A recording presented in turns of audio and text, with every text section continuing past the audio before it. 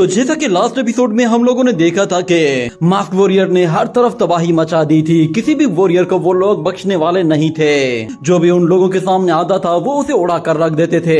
उन लोगों की पावर्स इतनी ज्यादा खतरनाक होती है कि वो पांचों ही एक साथ कंबाइन होकर उन सारे ही सोल्जर्स की बैंड बजा रहे होते हैं। यहाँ तक कि वो लोग जब उन्हें एक सीक्रेट स्पेस के अंदर लेकर जाते हैं तो वहाँ पर वो लोग उन्हें चुन चुन कर मारने की कोशिश करते हैं, मगर लिनफी अपने दोस्तों के साथ मिलकर एक प्लान बना लेता है और उन लोगों का प्लान सक्सेसफुल हो जाता है। वो लोग वहाँ पर इतने ज्यादा ब्लास्ट करते हैं कि उन सारे ही मास्क वॉरियर्स को वहाँ से भागकर अपनी जान बचानी पड़ती है। मगर फिर वो सारे के सारे मास्क वॉरियर फिर दूसरी तरफ जाते हैं जहाँ पर किंग शेन अपने दोस्तों के साथ मौजूद था।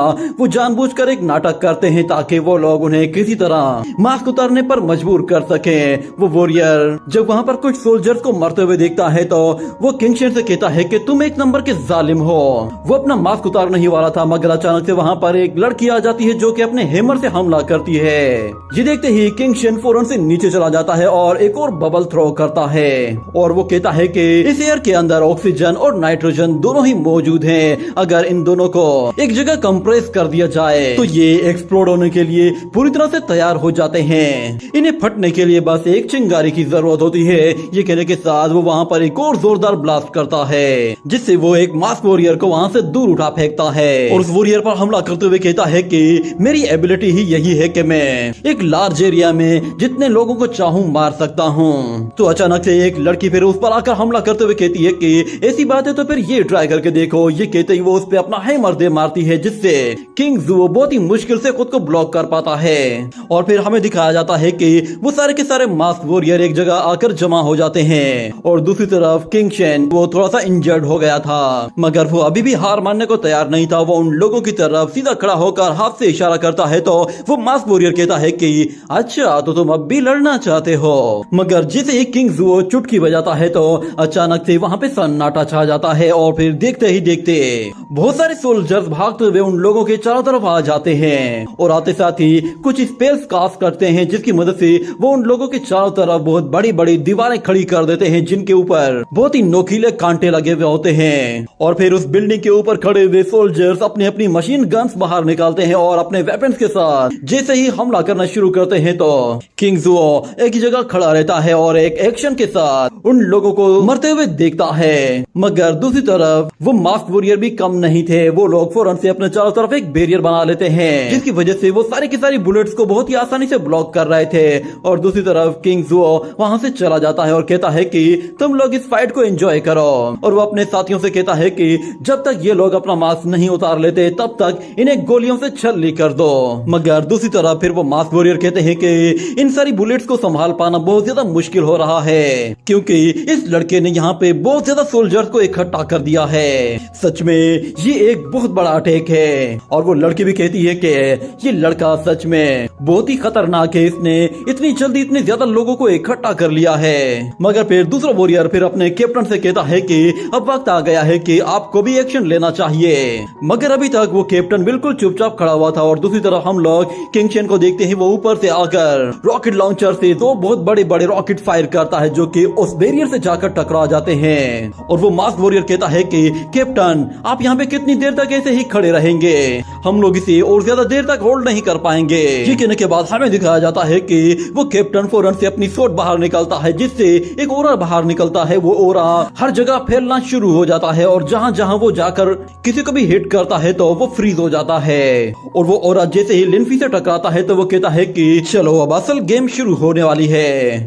क्योंकि गोड एजेंट ने अपना फर्स्ट मूव चल लिया है। और हम देखते हैं कि कैप्टन जैसे ही अपने पैर आगे बढ़ाता है तो वो पैर बहुत ही ज्यादा हेवी मालूम हो रहे थे। और जैसे ही वो कैप्टन अपनी सोर्ड निकालता है तो हमें दिखाया जाता है वो एक ही सेकंड में बहुत सारे स्प्लैश अटैक कर देता है। और अपनी सोर्ड जैसे ही वापस रखता है तो वो सारे के सारे लोग अनफ्रीज हो जाते हैं। और वो लोग देखते हैं कि बहुत सारे स्प्लैश अटैक हर तरफ सारे की सारी बुलेट्स को डिस्ट्रॉय कर रहे हैं। यहाँ तक कि वो बुलेट्स के साथ साथ पूरी की पूरी बिल्डिंग्स को बर्बाद करके रख देते हैं जिसकी वजह से बहुत सारे लोग उस बिल्डिंग के नीचे ही दबकर खत्म हो जाते हैं। ये देखकर किंग शेन के भी होश उड़ जाते हैं। और दूसरी तरफ डॉर्मेट्री बिल्डिंग पूरी तरह से हिलने लगती है और वहाँ पे बैठे हुए कुछ सोल्जर्स सारी सिचुएशन को मॉनिटर करते हुए कहते हैं कि नए सोल्जर्स तो बहुत ही तेजी के साथ एलिमिनेट होना शुरू हो गए हैं। हमें दिखाया जाता है कि 100 मेंबर्स में से सिर्फ कुछ ही मेंबर मेंबर्स बाकी रह गए थे। और इस तरफ लिनफी अपने साथियों से कहता है कि चलो अब हमारी बारी है। और फिर हमें दिखाया जाता है साओ युन को।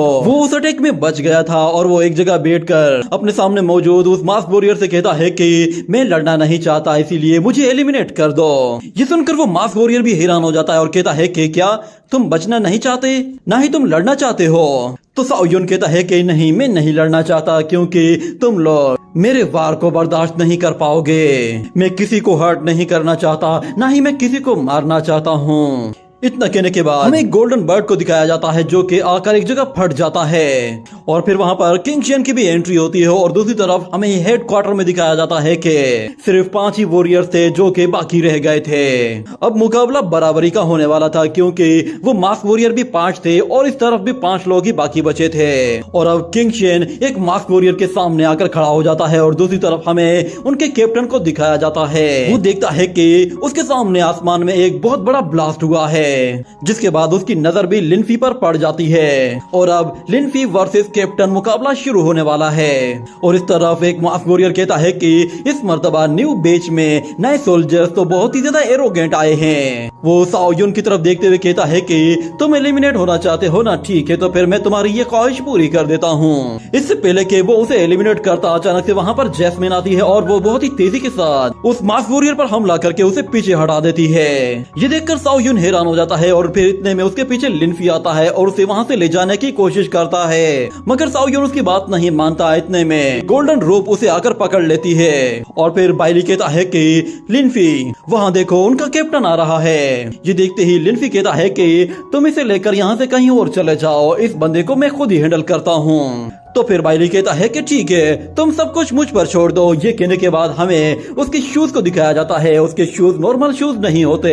वो बहुत ही स्पीड के साथ वहाँ से भागते हुए साओ युन को अपने साथ ले जाता है। और दूसरी तरफ हमें दिखाया जाता है जैस्मिन अभी भी उस मास्क वॉरियर पर फोर्स के साथ हमला किए जा रही होती है, जिसकी वजह से वो मास्क वॉरियर उसे बहुत ही मुश्किल से ब्लॉक कर पा रहा था। और जैसे ही जैस्मिन उस पर अटैक करने के लिए बेहद करीब पहुंच जाती है तो वो लड़का फिर अपनी रिवर्सल टेक्निक को यूज करके जैस्मिन को पीछे धकेल देता है। और इतने में फिर वहां पर उसी मास्क गर्ल की एंट्री होती है और वो आते साथ ही अपने हैमर के साथ हमला करते हुए कहती है कि इससे दूर हटो।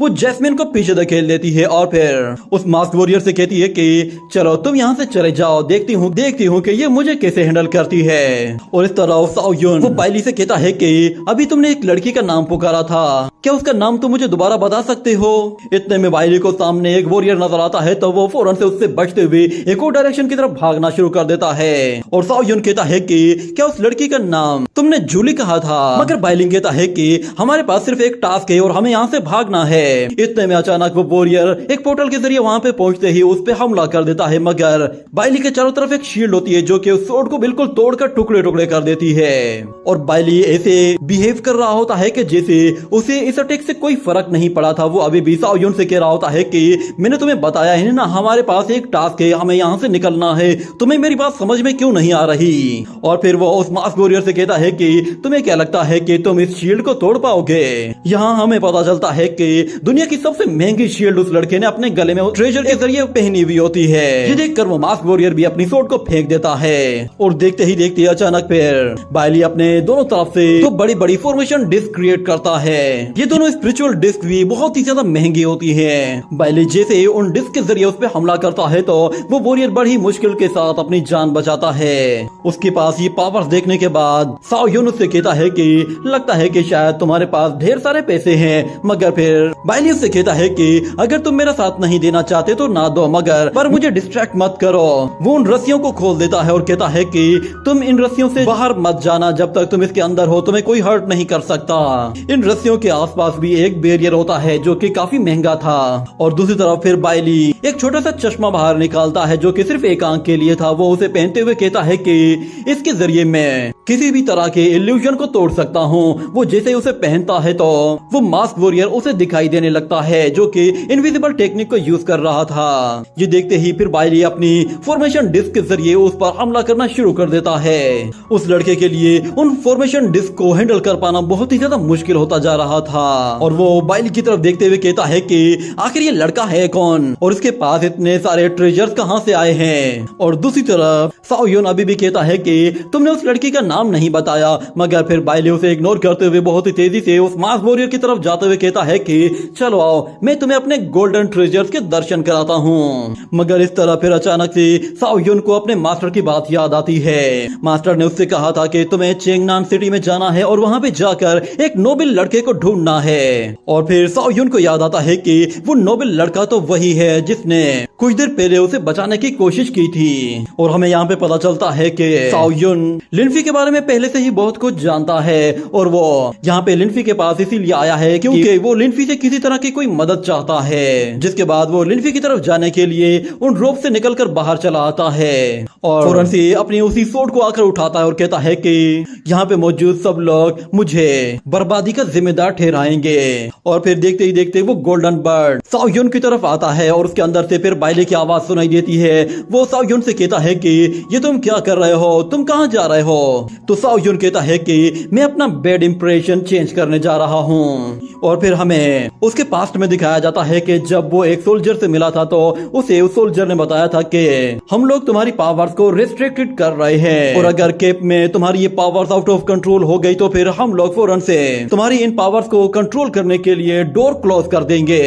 और फिर हमें एक और सोल्जर को दिखाया जाता है जो कि अपनी सिस्टर से कहता है कि सिस्टर किंग वी, तुम बहुत ही जोर से किक मारती हो। मगर जब वो अपने पीछे मुड़कर देखता है तो उसे साओ युन दिखाई देता है। उसे देखकर वो मास्क वॉरियर कहता है कि क्यों, अब तुम्हारा क्या मूड है? क्या तुम अब भी एलिमिनेट होना चाहते हो या फिर तुम अभी सोड निकाल कर मेरा मुकाबला करना चाहते हो? तो साओ युन उससे कहता है कि मुझे अपने कैप्टन के पास लेकर जाओ। मैं जानता हूँ कि तुम लोगों में सबसे पावरफुल वही है, तुम सबसे लास्ट में आते हो ना। मगर वो मास्क वॉरियर कहता है कि फिलहाल तो तुम्हारा अपोनेंट मैं हूँ। मगर दूसरी तरफ साओ युन उससे कहता है कि इससे पहले कि मैं अपना डिवाइन सूत्र रीड करूं, तुम्हारे पास मौका है, तुम यहाँ से भागकर दूर चले जाओ। मगर दूसरी तरफ वो मास्क वॉरियर जैसे ही करीब आ रहा होता है तो अचानक उसका पैर किसी चीज से टकराता है और एक जोरदार ब्लास्ट होता है जिसकी वजह से बहुत सारी आग फैल जाती है। मगर वो वॉरियर अपनी वॉइड टेक्निक की मदद से उस सारी आग को पोर्टल के अंदर डाल देता है। मगर इतने में वहाँ पर किंग शेन आकर उसे एक जोरदार पंच मारने की कोशिश करता है पर वो लड़का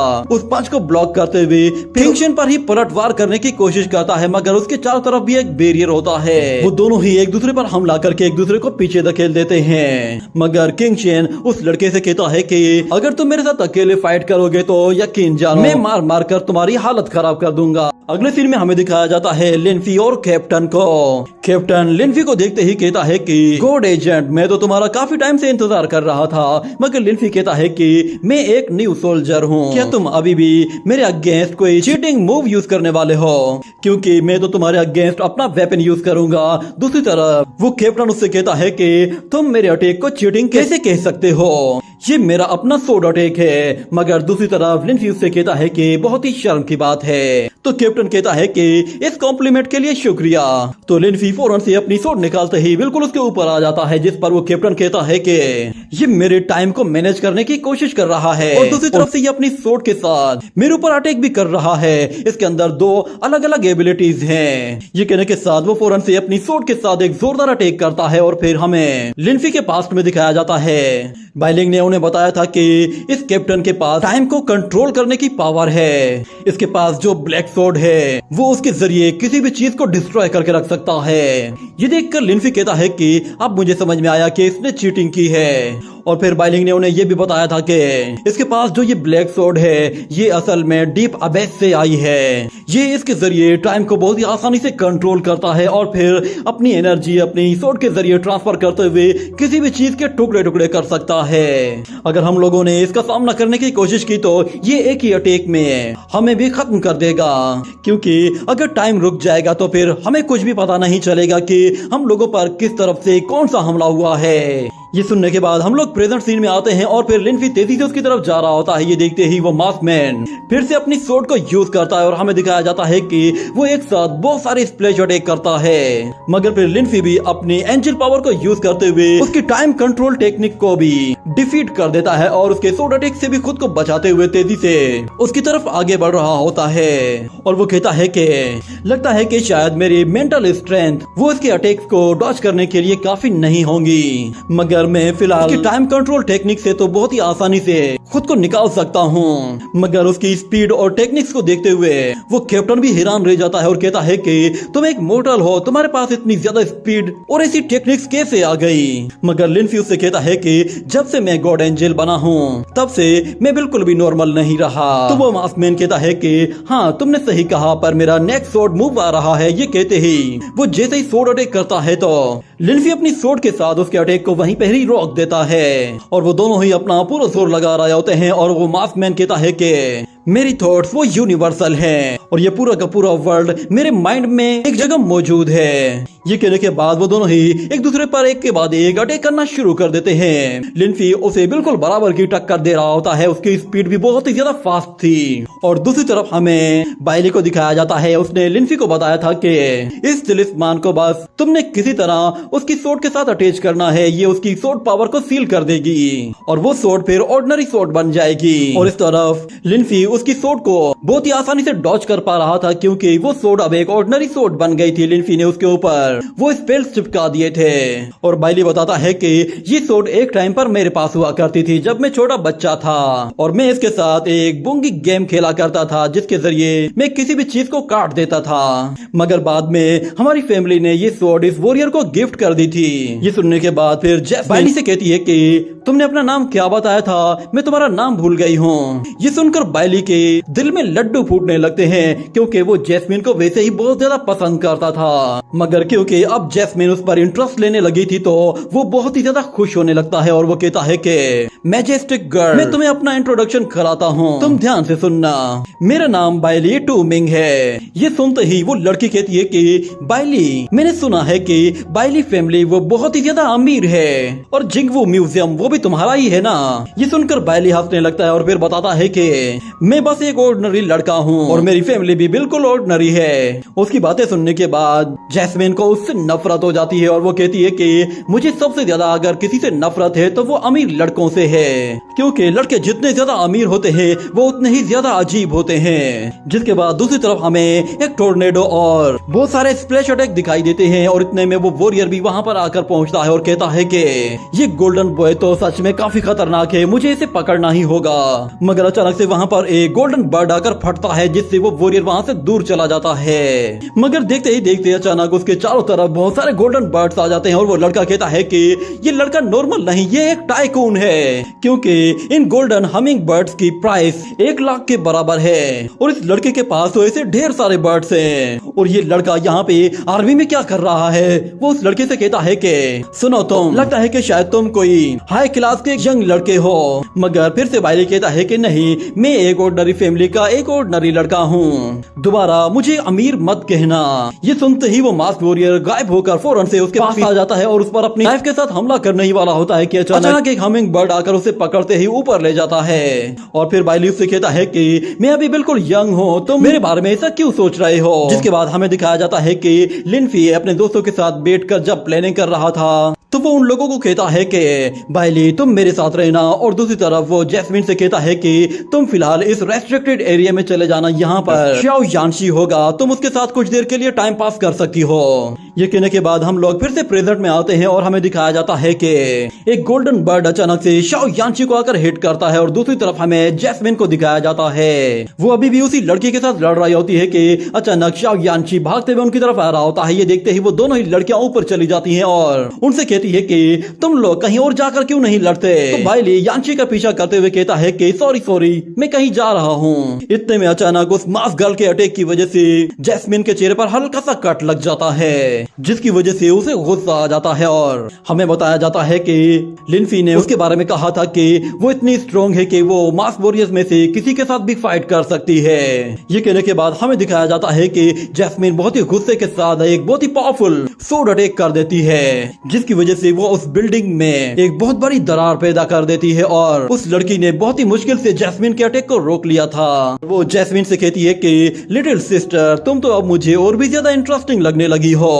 अगले सीन में हमें दिखाया जाता है उसी पोर्टल बॉय को जो कि पोर्टल्स क्रिएट करते हुए किंग शेन पर हमला करने की कोशिश कर रहा था, मगर अचानक से किंग शेन का एक ब्लास्ट आकर वहाँ पे हिट कर जाता है, जिसकी वजह से वो मास्क वॉरियर वहाँ से दूर जा गिरता है। मगर इस मर्तबा वो मास्क वॉरियर भी गुस्से में आ जाता है और और कहता है कि किंग शेन, अब मैं तुम्हें बताता हूँ कि तुम्हारा पाला किससे पड़ा है।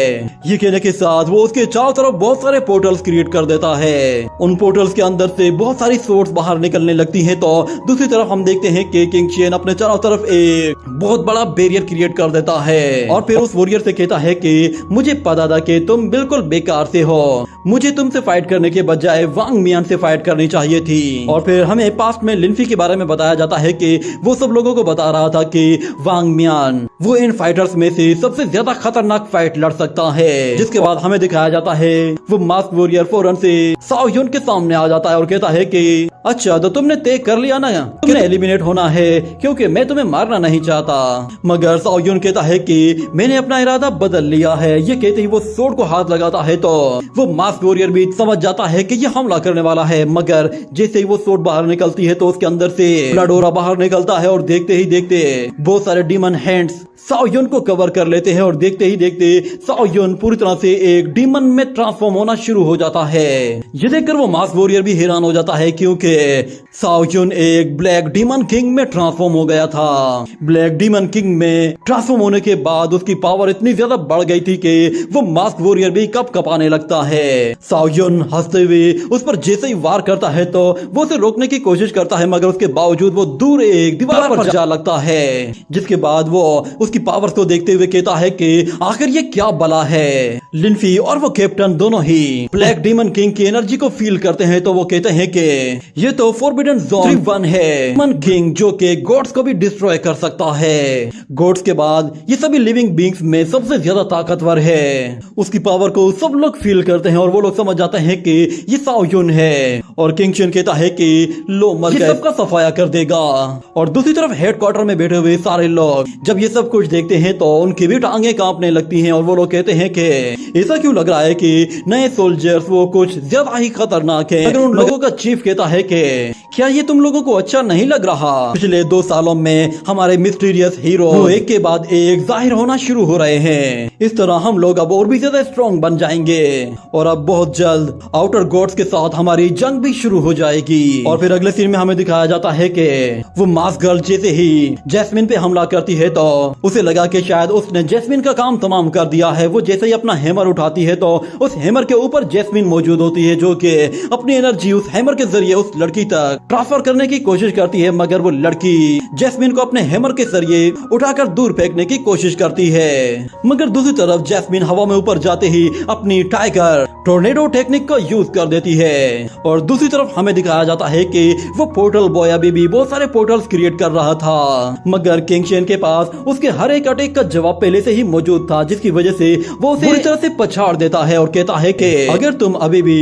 अपने पास्ट को लेकर खुद को हीरो समझ रहे हो तो तुम भूलो मत कि हम लोग तुम्हारा फ्यूचर है। ये कहते हुए वो उस पर ग्रेविटी प्रेशर से हमला करता है, मगर वो पोर्टल बॉय एक पोर्टल क्रिएट करते ही वहाँ से गायब होकर दूसरी जगह चला जाता है। और वहाँ पर फिर किंग शेन को एक साथ बहुत सारे पोर्टल्स दिखाई देते हैं। तो किंग शेन उस लड़के को पकड़ने के लिए अपनी एक सोल रिंग का इस्तेमाल करता है, जिससे वो वहाँ पर एक बहुत ही पावरफुल अटैक करता है और हमें उस लड़के के पीछे एक बहुत बड़े फायर ड्रैगन को दिखाया जाता है। और किंग शेन उससे कहता है कि बेवकूफी मत करो और अपना मास्क उतार दो। और फिर हमें दूसरी तरफ बाइली को दिखाया जाता है। वो हवा में ऊपर जाने के बाद अपनी एक और गोल्डन सोर्ड को निकालता है, जिसके जरिए वो 10,000 गोल्डन सोर्ड्स को यूज करता है। वो सारी की सारी सोर्ड्स एक ही इशारे के साथ उस मास्क वॉरियर पर हमला करने के लिए जाती है तो वो फौरन से वहां से भागकर अपनी जान बचाने की कोशिश करता है और साथ में उस दूसरे वाले मास्क वॉरियर को भी उठा लेता है। और दूसरी तरफ फिर ब्लैक डीमन किंग उन लोगों सामने आता है तो वो लड़का अपने दोस्त से कहता है कि मुझे ऐसा क्यों लग रहा है कि शायद तुम अभी अभी इस डीमन से पिट कर आए हो। और वो ब्लैक डीमन किंग आते साथ ही एक बहुत ही जोरदार अटैक कर देता है, जिससे बचने के लिए वो लोग फौरन से स्पेस को पूरी तरह से चेंज करके दूसरे स्पेस के दूसरी तरफ चले जाते हैं। ये देखते ही ब्लैक डीमन किंग फौरन से अपनी एक और ब्लड घोस्ट डीमन टेक्निक को यूज करता है, जिसके जरिए वो अपना ब्लड और उन लोगों तक पहुंचा देता है। और हमें दिखाया जाता है कि बहुत सारे घोस्ट डीमन उन लोगों को पकड़ने की कोशिश करते हैं, मगर वो लोग अभी भी किसी तरह खुद को उन डीमन से बचा रहे थे। और दूसरी तरफ डीमन किंग वो हार मानने को तैयार नहीं था। इतने में अचानक बाइली उसके पीछे आ जाता है और कहता है कि ये तो सुपर कूल है ब्रो, तुम तो सच में कमाल के हो। मगर वो डीमन किंग उसके गोल्डन बर्ड को काट कर 2 टुकड़े कर देता है और उस पर जैसे ही एक स्प्लैश अटैक करता है तो उसके बैरियर से टकराते ही डिस्ट्रॉय हो जाता है। मगर इस अटैक की वजह से बाइले की नाक हल्की सी जल जाती है और वो चिल्लाते हुए वहां से भाग जाता है। मगर फिर डीमन किंग उसके पीछे भागते भागते उस पर स्वॉर्ड अटैक करने की कोशिश करता है और बाइले खुद को किसी तरह बचाने की कोशिश कर रहा था। ये देखकर वो मास्क वॉरियर कहता है कि कैप्टन, ये बंदा तो खुद अपने ही साथियों को मार रहा है, इसलिए फिलहाल यहाँ की सिचुएशन तो कंट्रोल हो गई है। और अगले सीन में हम लोग लिनफी को उस कैप्टन के साथ फाइट करते हुए देखते हैं। वो दोनों ही एक दूसरे को कांटे की टक्कर दे रहे थे। दोनों के स्वॉर्ड स्किल्स भी बहुत ही लाजवाब थे। और फिर वो कैप्टन लिनफी से कहता है कि मैं तुम्हें बता दूं कि तुम्हारे इस फॉरबिडन स्पेल की भी एक लिमिट होती है। ये कहने के बाद वो फौरन से अपनी स्वॉर्ड को यूज करते हुए उससे टाइम को रोकने की कोशिश करता है, तो दूसरी तरफ लिनफी अपनी एंजल पावर को एक्टिवेट कर देता है और वो बहुत ही तेजी के साथ उसके उन स्प्लैश अटैक से खुद को बचाते हुए उसकी तरफ आगे बढ़ता है और कहता है कि तुमने तो अटैक कर दिए पर अब मेरी बारी है। लिनफी उसकी तरफ देखते हुए कहता है कि तुम्हारी मेंटल स्ट्रेंथ वो पूरी तरह से खत्म हो गई है। ये कहने के बाद वो उसके चारों तरफ बहुत ही तेजी से मूव करते हुए उस पे हमला करने की कोशिश कर रहा था। और दूसरी तरफ वो मास्क वॉरियर उससे कहता है कि मुझे यकीन नहीं आ रहा कि तुम इतनी देर तक सरवाइव कर गए हो, क्योंकि आज तक कोई भी मेरे सामने इतनी ज्यादा देर तक नहीं टिका है। शायद तुम यहाँ पे जीतने के लिए आए हो। ये कहने के बाद वो दोनों ही अपनी स्वॉर्ड्स के साथ एक दूसरे पर आकर जोरदार अटैक कर देते हैं। और लिनफी उससे कहता है कि हाँ, मैं यहाँ पे जीत कर तुम्हारा ये मास्क काट कर रख दूंगा। और हमें दिखाया जाता है कि दोनों ही अपनी फुल पावर्स को यूज कर रहे होते हैं। एक तरफ एक एंजल होता है तो एक तरफ एक टाइम गॉड होता है। और फिर दूसरी तरफ कैप्टन उससे कहता है कि चलो, ये तो बहुत ही अच्छी बात है कि तुम जीतना चाहते हो, मगर अब तुम प्रे करो कि तुम्हारा वो स्पिरिचुअल मास्टर मेरे मास्टर से ज्यादा ताकतवर हो, वरना तुम मारे जाओगे। ये कहने के बाद लिनफी फिर अपनी एंजल पावर को एक्टिवेट करता है और वो फिर सेम वही टेक्निक यूज करता है जो कि जाओ यूज करता था। वो उस टेक्निक के जरिए अपनी एंजल पावर को अपनी स्वॉर्ड के अंदर ट्रांसफर करता है और दूसरी तरफ वो कैप्टन भी अपनी फुल पावर को यूज करते हुए अपने चारों तरफ एक बहुत बड़ा डोमेन क्रिएट कर देता है। और दूसरी तरफ हमें उस ब्लैक डीमन किंग को दिखाया जाता है जो कि जोर जोर से हंसते हुए उन लोगों की तरफ आगे बढ़ रहा था, क्योंकि अब उसका मुकाबला करने वाला कोई भी नहीं बचा था। और इस तरफ किंग शेन ने भी उस पोर्टल बॉय को पूरी तरह से दबोच लिया होता है। और इस तरफ बाइलिंग अपनी 10,000 सोर्ड्स के जरिए उस मास्क वॉरियर पर भारी पड़ रहा होता है। यानी कि सिचुएशन अब पूरी तरह से न्यू सोल्जर्स के कंट्रोल में आ गई थी। मगर दूसरी तरफ जैस्मिन वो उस लड़की के सामने अभी भी थोड़ी सी कमजोर पड़ रही थी। और फिर हमें दिखाया जाता है कि एक तरफ उस कैप्टन का गॉड खड़ा हुआ होता है जो कि एक टाइम गॉड होता है, और फिर दूसरी तरफ लिनफी किंग ऑफ एंजल का डिसेंडेंट होता है जो कि उसकी फुल पावर को यूज करने वाला था। हमें दिखाया जाता है कि वो टाइम गॉड तो किंग ऑफ एंजल के आगे तो बिल्कुल छोटा बच्चा लग रहा होता है। और हम लोग देखते हैं कि लिनफी अपनी बहुत ही फास्ट स्पीड के साथ उस मास्क वॉरियर पर हमला करता है जिसका उसे पता भी नहीं चलता। लिनफी ने असल में उसके टाइम बैरियर को बहुत ही आसानी से तोड़कर उसके मास्क को काट दिया था, जो कि उसके फेस से अलग होकर नीचे गिर पड़ता है। ये देखकर वो कैप्टन भी बिल्कुल हैरान सा रह जाता है। और फिर दूसरी तरफ लिनफी उसकी तरफ पलट कर देखता है और उससे कहता है कि एज यू विश ब्रो। इसी के साथ ये एपिसोड यहीं पे ही खत्म हो जाता है।